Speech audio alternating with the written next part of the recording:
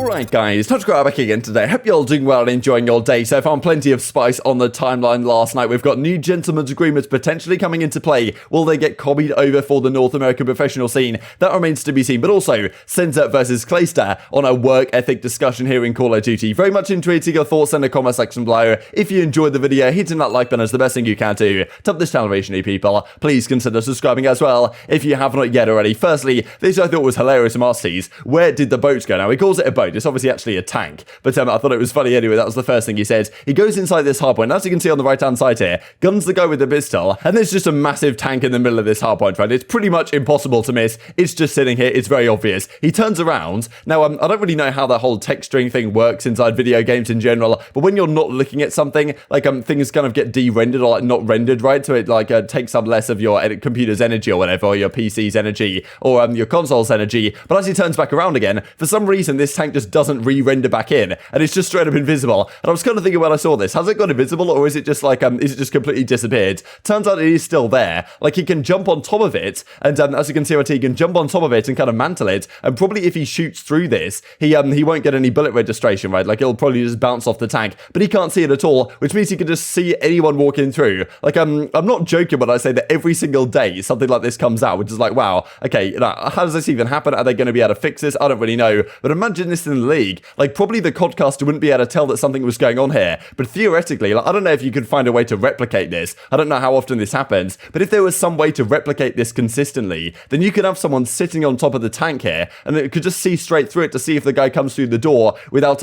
even a care in the world. I'm not sure how easy this is to replicate, but it's just another one of these things that Cellium might need to add to their list, to be honest, of trying to fix going forwards. This, I thought, just as a follow-on discussion really from Sasha earlier today. Every game made nowadays just caters to the lads and dads. Better buy a 60-inch TV and a case of beer to start frying. Seems like that's going to be what it takes nowadays, to be honest. It does make sense why they cater their game in these ways, but I mean, especially the Call of Duty franchise has gone that way the last several years. Not great for competitive play, understandable, but I hope they do change their mind at some point onto what's actually going to create longevity for this franchise, which I believe is still the competitive side of things. But we'll see what they decide to do with that in the future. Definitely Halo are taking some positive steps in this direction. I thought this is kind of good and sad in a way, really, from Accuracy here and Adam aBeZy, of course, over at formerly MLG, now Esports Engine. HCS Rally is next week, of course. I'm definitely going to cover that to at least some degree on the channel. I'll discuss a few things here and there towards the end of the videos when that event is going on. And anyway, as he says, like, I'm a terrible person for customer service. Reach out to the right folks at Esports Engine and they'll get you sorted on that front. And as Accuracy says, yeah, we miss you deeply, right, for all the difficult Call of Duty back in the day. But of course, the CDL don't want Esports Engine involved anymore, at least in the professional side. Pretty sure they still do some of the challenger stuff. But I mean, yeah, obviously not as ideal as it was with HCS saying, yeah, we're going to straight up work with Esports Engine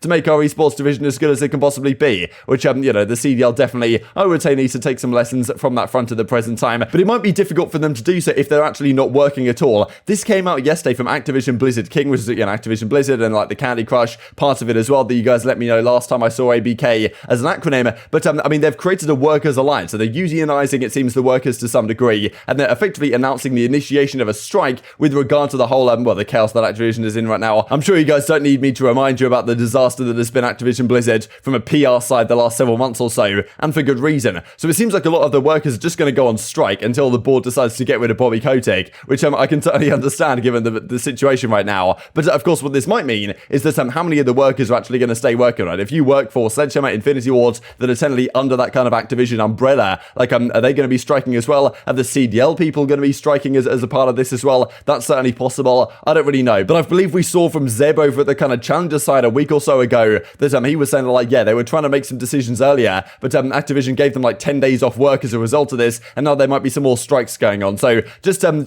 absolute shambles really on all fronts. This also from Luty I wanted to mention from the kind of gentleman's agreement side. We definitely saw a fair few times last year that when the European amateurs decided to GA something, it then got GA'd in the professional scene as well. Now, the STG right now is really not used all that much in the competitive side in the North American scene. It's really the automaton that gets most of the use. But the STG has apparently been GA'd. I reckon, to be honest, down the line that the automaton is the most likely gun to get GA'd in this title. But the STG has been GA'd because apparently there's no way to tell if people are using Vital on it. So to avoid any controversy, it'll be temporarily GA'd. So, I mean, still, this might not be permanent at all. I don't think it's because of how strong the weapon is, but because there's no ability when you die and see a kill cam to see what attachments they're running on it, which is a major thing that the pros want fixed right now. You can't tell if they're using anything dodgy that's technically GA'd. So therefore the STG is gone until there's a fix, and maybe there's never going to be a fix and the STG never returns anyway. And maybe the automaton gets banned as well, and then the MP40 is the only weapon being used. But as Bance says, buff the MP40, man. These ARs can't keep getting away with having the best gun in the game. Bance always tweets something like this every single year at this point, many times a year. And I mean, yeah, like the MP40 doesn't need buffing. Honestly, I think the MP40 is nasty. The automaton is definitely very good as well, but I think the balance right now is relatively good. If the MP40 is used enough on the map, my perspective is always like, if there's enough SMGs being seen on the map, but it's not all ARs, then you've actually got a decent balance anyway, because the MP40 will always have the advantage of being more nimble than the ARs, despite the fact that the auto does kill incredibly quickly. But I mean, yeah, do you agree with the fact that the MP40 needs buffing? I personally don't think so. I'd like to see a PPSH buff or something, so we can have a little bit more variety in the SMG meta, which generally is just a one SMG meta every single year at this point, which is kind of a shame. I do miss back in the day when you could use like an MP7 back in Black Ops 2, for example, an MSMC, even a PDW at the start was viable, a Scorpion, for example. Like, I mean, yeah, that game definitely brings back some good memories for sure. Let's talk about this then from Doug Censor Martin, because a bit of back and forth on this. There were people more talented than me, which no one's going to disagree with, but nobody will outwork me, period, it says Doug Censor Martin. So he reckons, like, you know, people might be a little bit better than me at the game, but no one's going to actually put in more time than I do. Now, Clayster doesn't necessarily agree with this, right, because there's, of course, many other pro players that put in a lot of time. Censor's on this kind of, like, hard work beats talent when talent doesn't work hard kind of mindset right here, and I can certainly understand it and appreciate that. But, of course, Clayster's like, look, well, I also am a pro player. I work pretty hard as well. I play a lot of the game. My teammates play a lot of the game as well. Does Doug Censor Martin work harder than every single pro player in the league? Since, you know, Clayster might not necessarily say that's the case, right? As he says, nobody working harder than me. That's a little far-fetched. Like, whether he's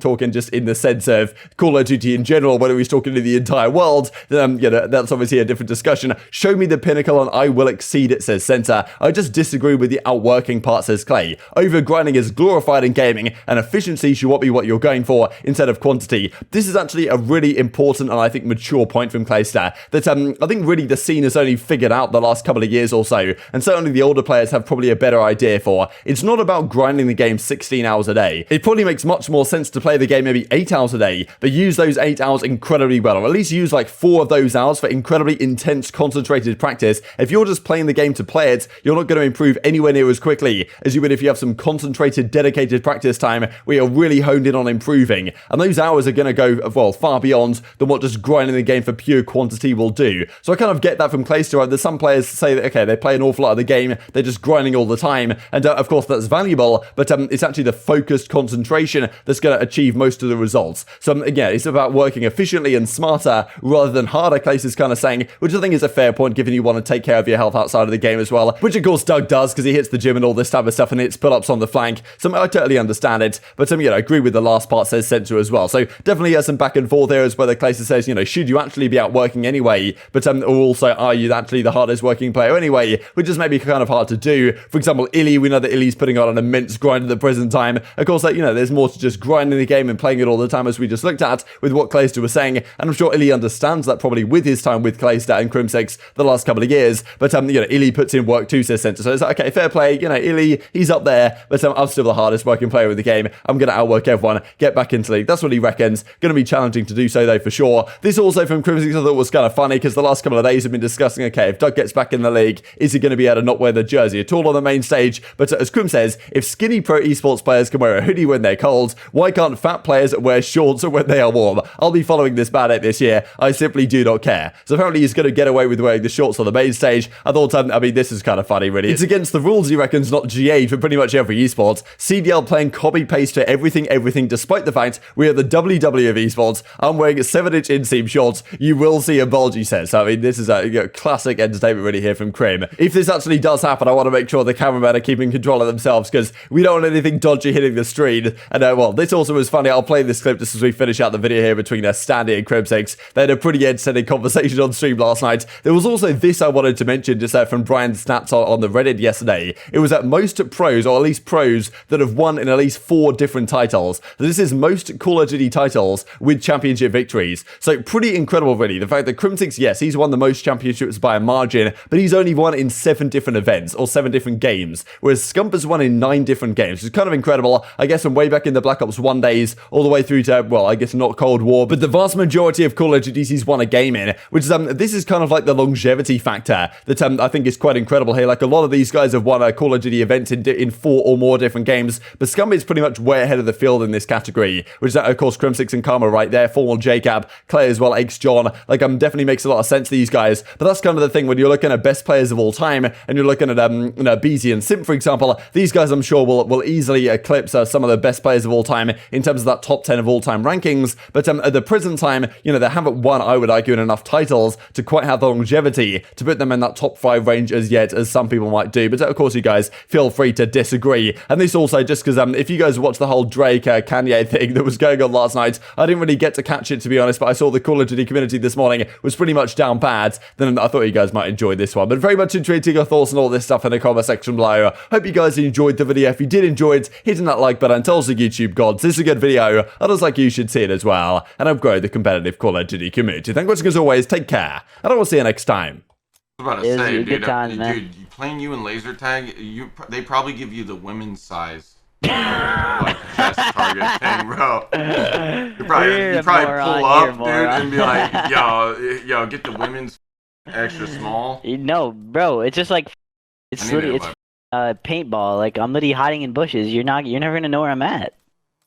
Dude, yeah, I wouldn't be able to see you, bro. But I'll tell you what, you versus aBeZy, that would be a good matchup right there. Nah, I mean I got more. Like I got more height though. Yeah, you do, but I'm like you got lengthier. Less meat. Yeah. So yeah, that's true. You got way less meat, dog. Why you say it like that?